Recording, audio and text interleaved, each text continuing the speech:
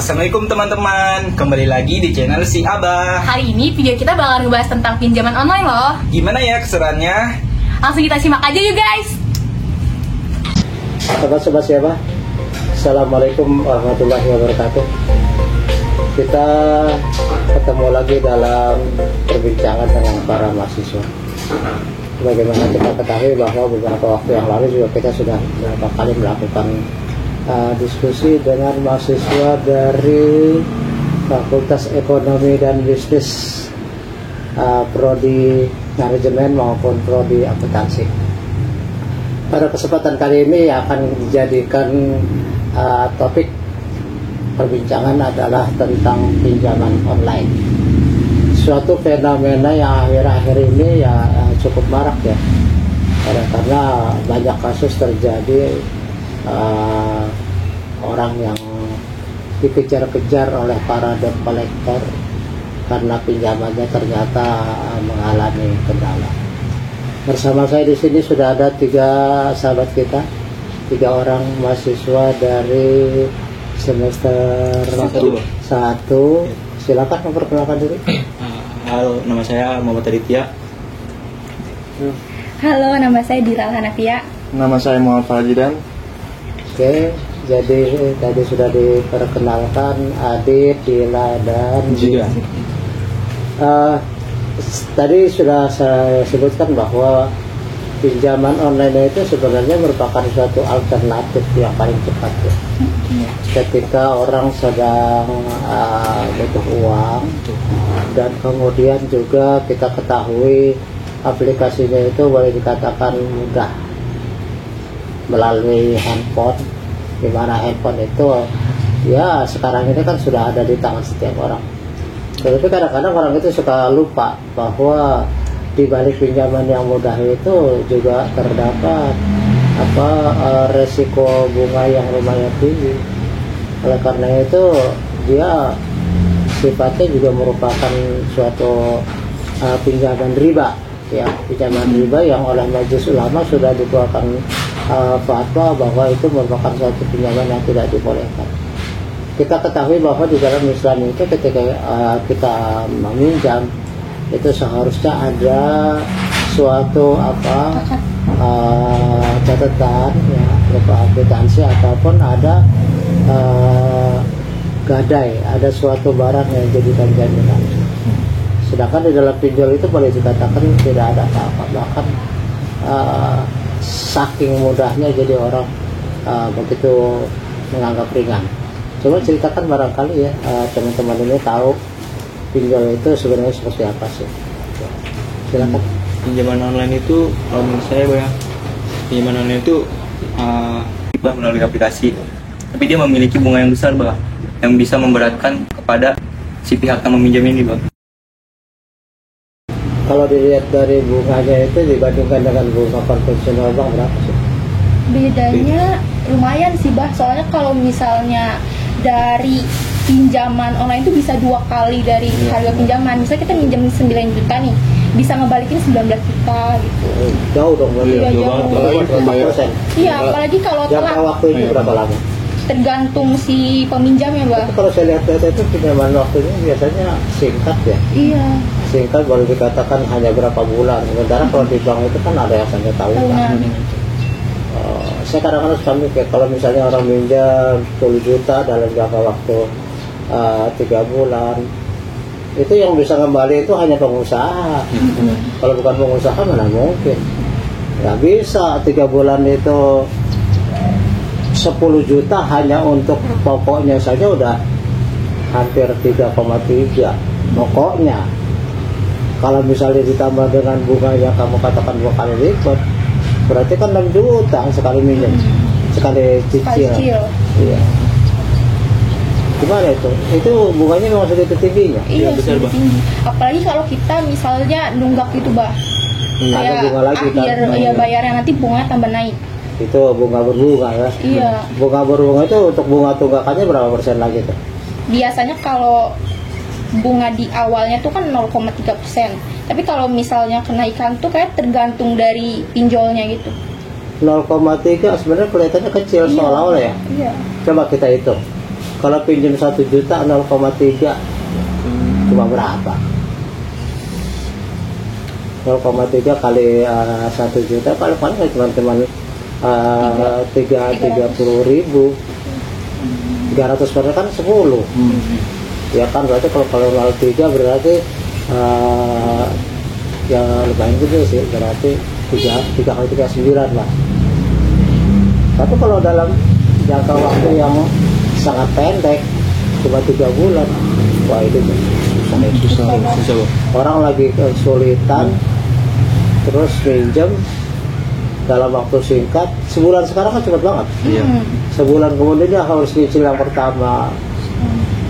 Kalau memang dalam waktu 1 bulan dia udah dapat duit banyak, ngapain pinjam? Ya kan gitu.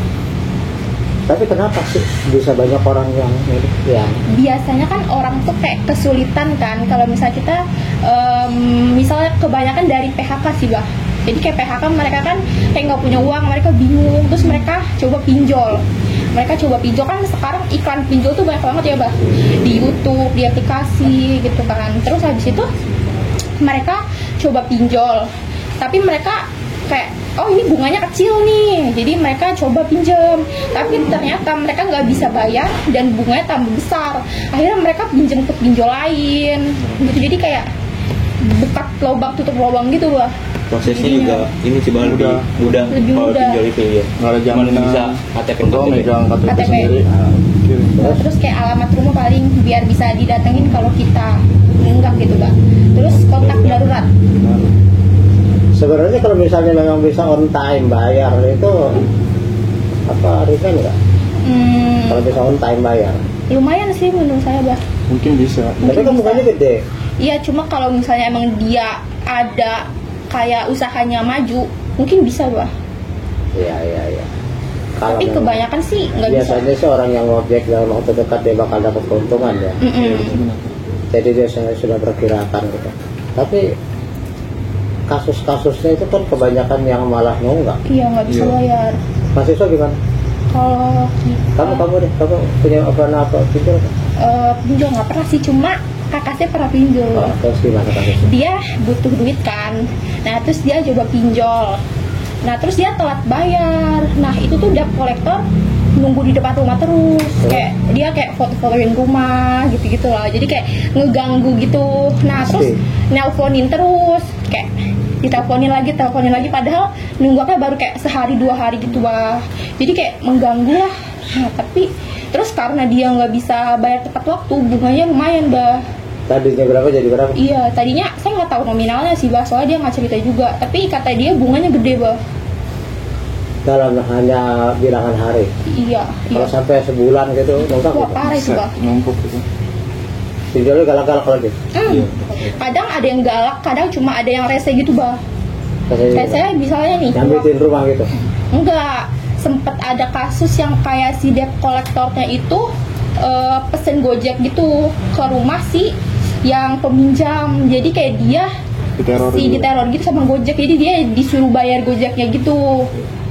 Sekarang gitu Hubungannya kan Gojek kan dengan nih, apa? jadi kan si debt collectornya kan pesen Gojek nih ke rumahnya siapa? Peminjam. Si peminjam, tapi biayanya tuh tunai. Jadi nanti si peminjamnya itu yang suruh bayar. Itu kayak gitu bah sekarang. Banyak banget. Korelasinya apa ya? Ya biar dia terganggu gitu bah. Hanya untuk mengganggu. Iya. mengganggu kenyamanan gitu bah. Pasti. Terus merugikan Yang dia untuk juga kan bah. Kayak uang Gojeknya kan kadang mahal gitu, merugikan. Apalagi kasusnya? Ini perlu kita kasih tahu karena fungsi dari kita punya podcast kan pencerahan, edukasi, memberikan informasi kepada tentunya orang-orang yang nggak ngerti bagaimana pinjol itu, betapa mudaratnya itu lebih banyak ketimbang manfaat. Apalagi kasusnya yang lain. Ada yang sampai bunuh diri juga sih bah. Oh ya? Iya, sampai bunuh diri. Jadi dia nggak sanggup buat lunasin kan, karena sering diteror juga bah. Cuma berapa lama itu? Lama sih bah. Ada juga di berita bah, banyak. Kasus bunuh diri atau kasus malah debt collector yang dibunuh? Bunuh diri bah. Dia kayak udah nggak sanggup bayar gitu, dia stres. Diteror juga. Awalnya bah dia Kalau nggak salah ada juga kasus yang apa itu ya? Yang karyawati itu apa Indomaret. yang pakai ini sendiri, QRI sendiri bah. ya karyawan Indomaret yang bunuh diri ya. Iya, itu. Sampai akhirnya ternyata karena diteror oleh pinjol. Pinjol. Iya. Gitu. Gitu. Salah satunya. Oke. Terus apa Biasanya lagi? Ya, pas itu saya pernah punya pengalaman temen gitu minjem. Jadi teman yang minjem, tapi mungkin dia nggak bisa dihubungin, Mbak. Jadi yang dihubungin tuh teman-teman sekitarnya. Jadi kayak yang diteror juga nggak hanya orang itu yang minjem, Mbak. Jadi mungkin bisa ke keluarga, teman-teman Pasti, sekitarnya. wong saya aja juga suka diteror. Artinya orang-orang tuh jadiin referensi, dijadiin direct calling ya, direct number, bukan direct, emergency number ya. iya kontak darurat Iya. Mbak. Emergency number. Tapi kan tanpa izin, Iya tanpa izin. tanpa izin datang-datang apa namanya ada pemberitahuan, dan kalau misalnya tidak saya dibayar berarti Anda melakukan persekongkolan. Dibilang sekongkol, kita sekongkol kok minjem. Iya. Tapi lucunya juga saya pernah ngalamin itu mahasiswa. Pakai kontak Mahasiswa. Abah. Pakai kontak Abah. Iya, nggak pakai permisi lagi. Terus kemudian dia kan saya juga bingung, ini anak tahu dari mana gitu kan. Siapa namanya? Si ini. Oh, kebetulan saya tahu. Ini saya tahu ini. Saya telepon. Benar kamu bisa. Iya, Pak, saya lagi kepepet. Tapi kamu kan jangan pakai nama saya tanpa izin. Kalau dengan izin, kalau dalam keadaan kepepet ya bisa jadi saya maklum juga gitu kan ya, asal kamu benar. Tapi kan kalau misalnya tanpa izin, kayaknya saya ada berapa kali itu ada hal seperti itu, tiba-tiba dibilang sebagai apa emergency call-nya, emergency number-nya. Terus kalau kita lihat dari segi undang-undang, sebenarnya pinjol itu gimana sih? Undang-undang negara deh, sebelum kita masuk ke dalam hukum Islam. Apa dasar hukumnya? Dasar hukum peminjaman online itu, yang udah pasti dia kan harus punya ini, harus punya izin dari OJK, Otoritas Jasa Keuangan. Kemudian juga pastinya ada izin dia sebagai satu perusahaan yang punya usaha perdagangan, syarat izin usaha perdagangan. Mungkin ada izin lagi dari Kementerian Keuangan. Yang pastinya kan ada pinjol yang legal dan ada yang ilegal. Tapi yang pastinya ini makin banyak, makin marak jumlahnya, itu berarti pasarnya itu menggiurkan. Artinya konsumennya banyak. Iya. Kan ada penawaran, ada permintaan. Karena banyak permintaan maka ada penawaran. Orang sekarang tuh yang seperti ya mungkin teman kamu juga pada nyebutin, kadang-kadang bukan karena kebutuhan, tapi juga karena gaya lifestyle. Ya, karena lifestyle, wah pengen gaya-gayaan, wah ini HP pengen ganti lagi, padahal juga nggak, HP nggak kenapa-napa gitu ya. Iya, terus apalagi juga kemudian dia pengen selalu jadi orang the number one ya, orang yang selalu kelihatan wah gitu, padahal juga pada minjem gitu kan. Sebenarnya sih kalau pinjamnya normal-normal aja nggak masalah, kalau pinjam kan yang susah. Ujung-ujungnya kan pasti kalau HP-nya itu yang bagus, biasa aja HP yang cuma 2 jutaan. Ya kan. Redmi Note 11 itu dulu saya beli hampir 3. Itu yang 11. Saya lihat kemarin Redmi Note 12 2,1. 2,1 itu belum ditawar. Dari dia 2,1. Biasanya kalau ditawar mungkin jadi 2 kan. Tapi Note 11 ya mungkin udah turun lagi.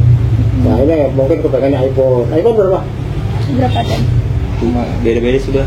iya. Ada yang dari 7 juta juga. Nah, benar. Yang paling murah deh Yang paling murah 7 juta, Pak. 7 juta. Sebenarnya apa sih bedanya dengan ini?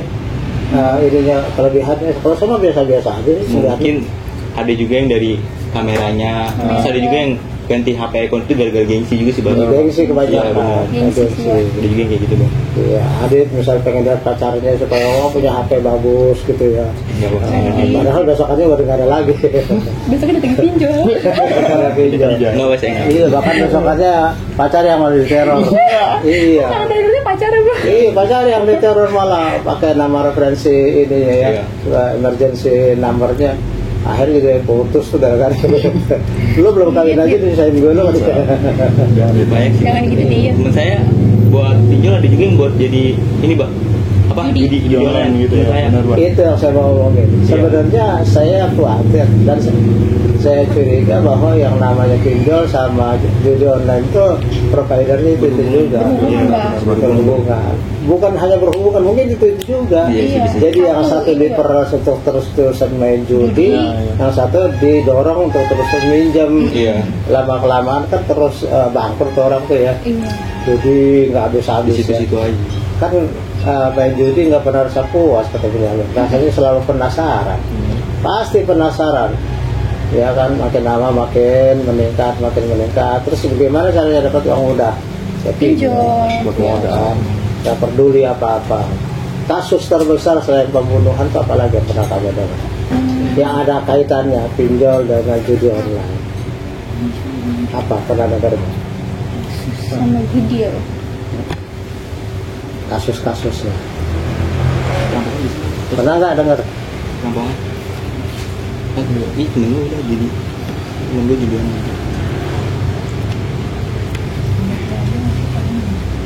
Ayo, kira-kira apa? Pinjol yang berhubungan sama judi ya. Iya. Kasus sampai hartanya habis. Oh iya bah, kasus sampai dia jual barang gitu bah. Ya baru wajar jual diri. Oh iya. Jual diri ya, Jual diri. Iya. Bisa, Bang. Bisa sih bah. Kalau jual barang mah umum, nah, orang main judi jual barang mah. Ya. Karena pinjol banyak juga bah yang sampai jual rumah. Benar. Iya.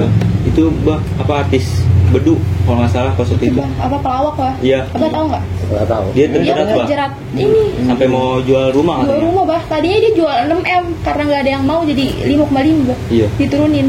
Karena dia udah kejerat pinjol banget bah. Tadinya dia pikir mungkin emang nanti ada job kali gitu. Jadi dia bilang sih Nunggak. dia salah perhitungan juga gitu. Bagus masih eman kalau dijual 5.000 perak gitu. Iya, saking kepepetnya kan orang dalam keadaan kepepet kan jual berapa aja. Iya, ya. jual rugi. Iya, jual rugi. Ya sebenarnya sih kalau kita lihat dari apa namanya agama Islam, pinjol itu juga dasarnya sebenarnya ya wata'awanu 'alal birri wat taqwa wa ta'awanu 'alal itsmi wal 'udwan. Riba ya ada itu. Apa itu? Yaitu tolong menolonglah kamu dalam kebaikan dan jangan tolong menolong dalam Dalam kejahatan dan kemusuhan. Ya membantu orang kan menolong, tapi ingat ya saya katakan berkali-kali bahwa yang namanya kapitalis itu nggak ada cerita bantu orang. Jadi dia justru akan melihat orang yang lagi susah itu sebagai suatu objek untuk dia cari duit. Kalau Islam kan justru sebaliknya, ketika orang lagi susah ya kita bantu. Bahkan bantunya itu tidak boleh melebihi pinjaman. Cuma ya ini kan terkait antara satu kuliah dengan kuliah lain. Antara kalau kita membantu orang, ya kita punya barang misalnya mobil atau motor, terus kemudian kita pinjamkan kepada orang dengan catatan dia kemudian operasionalkan sebagai ojol. Kalau dapat keuntungan nanti bagi-bagi. Itu apa namanya? Lagi hasil. Ya itu namanya apa tuh dalam pelajaran kita? Mudorobah itu bagi hasil. Atau kemudian kita pinjamkan secara gratis karena dia lagi susah, udah pinjam aja. Tapi misalnya bensinnya tanggungan kamu, tapi kamu nggak usah bayar, apa namanya itu? Hariah. Atau bisa juga apa namanya kita pinjamkan dia, tapi kemudian dia menaruh jaminan. Saya pinjamin mobil, lalu kemudian kamu surat BPKP-nya pegang. Itu juga bisa kan? Apa itu? Itu namanya ran, gadai. Gadai. Jadi macam-macam, tapi semuanya dasarnya sama, tolong menolong. Jadi artinya kalau dalam gadai ran itu, kenapa harus ada jaminan? Sebab banyak orang yang semaunya aja, giliran minjem rayu-rayu, giliran bayar kegalakan dia. Iya kan. Terus kemudian orang juga yang dipinjamin kan dia capek-capek cari duit, kemudian uangnya dipinjam, lalu kemudian lengket begitu aja, hilang begitu saja, kan kasihan. Uang dia punya hasil usaha, saya kerja capek-capek nih dipinjam sama Jidan, sampai jidan kemudian dilupakan begitu saja, kan saya yang menderita, ya kan. Makanya kemudian oleh Islam diharuskan jidan harus naruh barang ke saya, supaya apa? Jaminan supaya apa? Nggak kabur. Iya. Pertama nggak kabur, dia punya tanggung jawab, saya juga aman. Dan yang dijamin itu harus lebih tinggi daripada yang dipinjam. Misalnya jidan minjem 1 juta, dia harus menjaminkan barang yang harganya minimal 3 juta. Jadi kalau misalnya jidan minjem 1 juta terus kasih barang yang harganya cuma 500.000, Sama bisa enak aja kabur dia nanti kan. Untung. Harus yang di atas itu. Kenapa? Apalagi barang elektronik seperti inilah laptop. Pada saat ini mungkin harganya 3 juta. Terus kita minjem dalam jangka waktu 3 bulan. Emang 3 bulan sama harganya? Enggak, turun Mbak. Jauh turunnya. Kamu baru beli aja, ini katakanlah HP baru beli, baru 2 hari lah katakan, tiba-tiba kamu ada keperluan rasa mendesak, kamu jual lagi, bisa sama nggak? Enggak. Nggak bakal. Bisa berapa? Kalau harga 1 juta kan nggak ke berapa? Paling 800 karena baru 2 hari, tapi nggak mungkin sama. Gitu. Jadi yang namanya dalam Islam tolong menolong, tapi kedua belah pihak harus dijamin. Boleh mudharabah, boleh Arya. boleh juga aria. Kalau aria apa? Aria kan nggak ini ya. Iya. Tapi memang dasarnya adalah bahwa si yang meminjamkan itu pahalanya besar, karena dia tidak mendapatkan apa-apa gitu. Karena dia tidak mendapatkan apa-apa, maka dia akan mendapatkan pahala besar. Tetapi juga bagi yang minjem nggak kurang ajar, ya kan? Itulah yang sering terjadi. Kenapa kita kalau minjemin orang kemudian giliran waktunya dikembaliin jadi berantem. Kadang-kadang begini, saya akrab sama dulu misalnya, terus terjadi pinjam minjam, gara-gara itu bisa pecah. Iya. Ya Saya kan? juga Bang. Akhirnya jadi nggak akrab lagi. Kenapa? Saya juga sama temen saya jadi ribut gara-gara dia minjem duit, dia nggak mau ngebalikin Bang. Lah iya, akhirnya kan jadi pecah kan. Iya betul. Gimana cara kamu kalau ada orang ngambil duit? Dia nagih sih Bang, mungkin kayak dia misalnya janjinya sebulan nih, tapi sebulan belum bayar, tapi saya masih baik kan, jadi 3 bulan lagi setagi, tapi dia nggak bales chat, dia bilang cuma kayak sabar ya, tapi kan nggak ada jaminan gitu ya. Masih mending kamu nggak diblokir. Iya, terus habis itu saya chat lagi, kemarin nggak dibalas Bah, tapi tiba-tiba bikin SG, kan ribut saya jadinya. Apa itu SK? Snapgram. Oh, ya. Emang begitu. Iya. Jadi akhirnya kita malah pecah. Makanya kadang-kadang saya itu kalau orang-orang minjem duit, saya akan tanya berapa besarnya? 1 juta, enggak ada. Pak salam saya kalau 1 juta ya. Tapi kalau misalnya minjem cuma gopay, jadi saya kasih 100 ya. Gitu aja, tapi gratis. Jadi artinya aria aja. Saya kasih aja udahlah, saya ikhlasin. Saya pun jadi bebas pikiran, nggak mikirin kapan dia bisa bayar.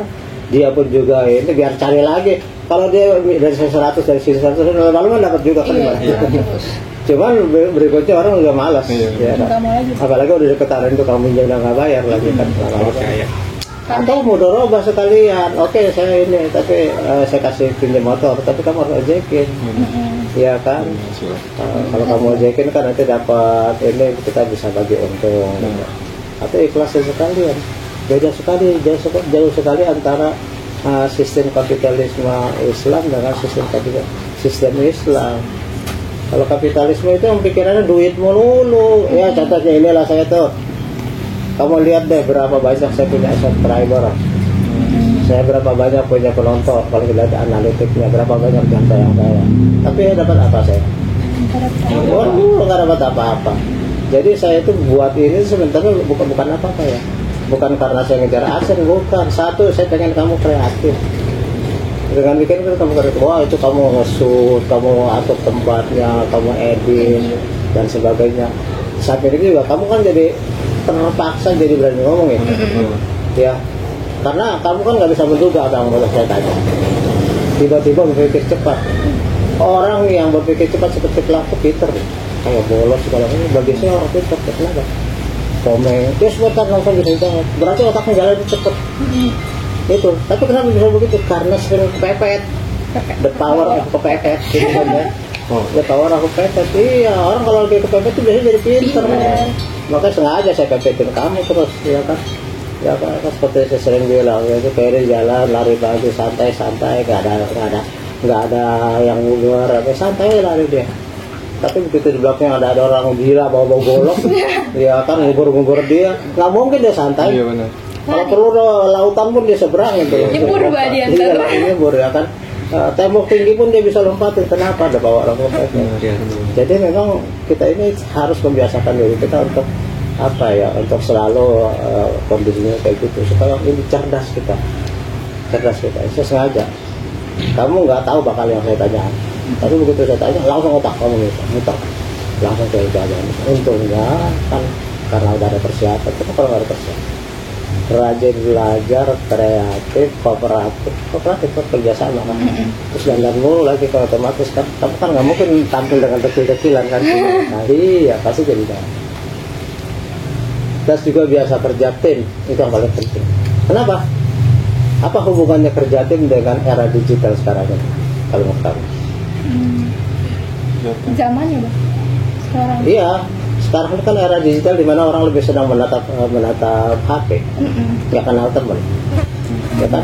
Tapi karena ada kerjasama seperti ini, kita kurangi, kita banyak diskusi gitu. Insya Allah makin ke depan malah makin saya coba variasi. Terus saya kan tiap semester ini saya yang pernah, kamu baru semester 1, kalau semester 3 kamu akan lihat lagi ketemu saya beda lagi caranya. Saya selalu mikir beda lagi gitu. Kenapa harus selalu kreatif? Ya, kamu lihat aja ya, mohon maaf belum banyak yang seperti itu. Ya kan gak banyak yang seperti itu.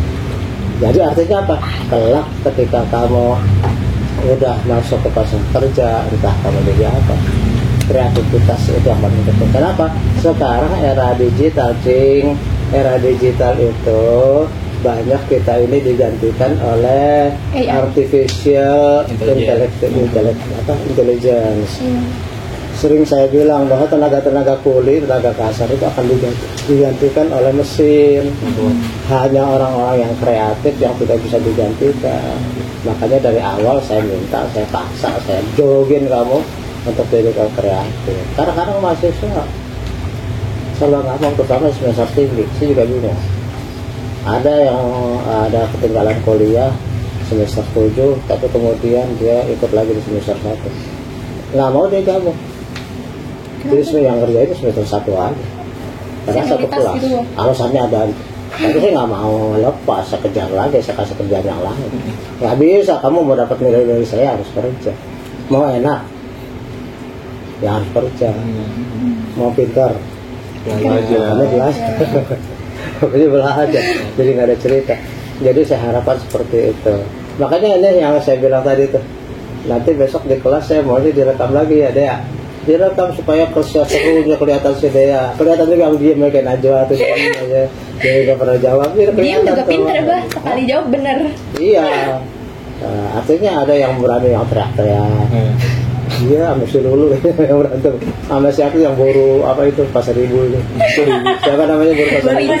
Intan. Itu tuh ramai juga tuh kan. Itu saya terus suasana kelas kami yang paling senang. Kenapa? Hidup. Ada yang diem gitu. Nggak bisa. Jangan gitu. Berarti kan saya capek-capek ngos-ngosan. Yang lain nggak spontan, nggak bagus, nggak membangun begitu. Oke, kembali kepada pinjol. Jadi istilahnya kalau kita lihat dalam Islam bahwa pinjol itu adalah sesuatu yang menurut majelis ulama adalah sesuatu yang haram. Karena apa? Mengandung riba. Kenapa mengandung riba? Karena bunga yang sangat tinggi. Lalu yang kedua, dia itu bukannya malah menyusahkan, ya kan? Bukannya membantu malah menyulitkan orang.